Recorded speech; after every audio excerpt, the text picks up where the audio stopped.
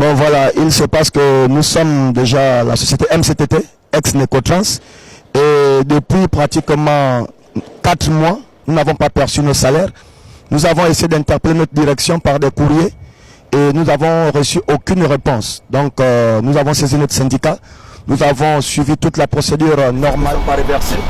L'assurance maladie a été suspendue sans qu'on nous dise exactement pourquoi, alors que dans nos bulletins, nous constatons toujours les prélèvements. Pareil pour la CNSS, dans les bulletins, on nous retire la CNSS, mais lorsqu'on s'est rapproché de la direction de la CNSS, il n'y a pas de versement depuis pratiquement 1 an. Et à ajouter à cela, nous sommes aujourd'hui victimes d'harcèlement moral de la part de notre direction, parce que simplement nous revendiquons nos droits. Nous considérons, nous estimons que notre pays est un pays de droit.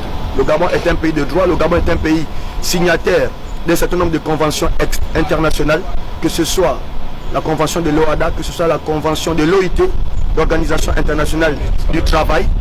Nous savons également que le droit de grève est un droit inaliénable au Gabon.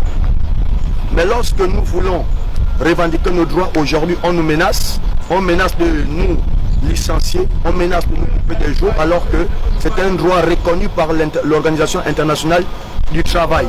Donc nous sommes là pour revendiquer notre droit. Nous avons commencé depuis hier une grève générale illimitée et nous n'allons pas reprendre le travail tant que toutes nos revendications n'ont pas été satisfaites. Nous avons adressé une lettre à la direction et nous attendons que notre société, qui est en redressement judiciaire, soit entre parenthèses, voilà, entre parenthèses, vienne à la table de négociation.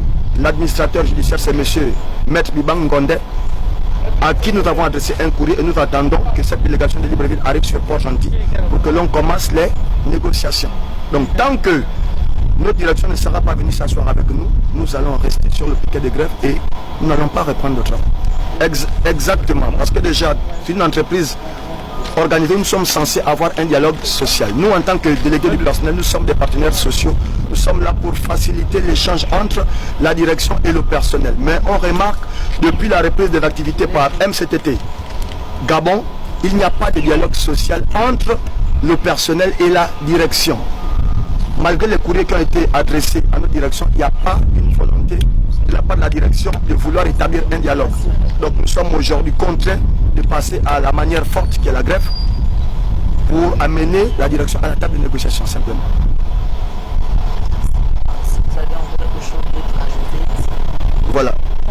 Le départ du chef de la... Juste à ajouter que voilà, nous ne sommes pas, c'est-à-dire que nous ne sommes pas là pour une stratégie de pourrissement, mais nous sommes là pour vouloir participer au développement de notre pays. Et nous sommes conscients que le Gabon ne peut être construit que par les Gabonais.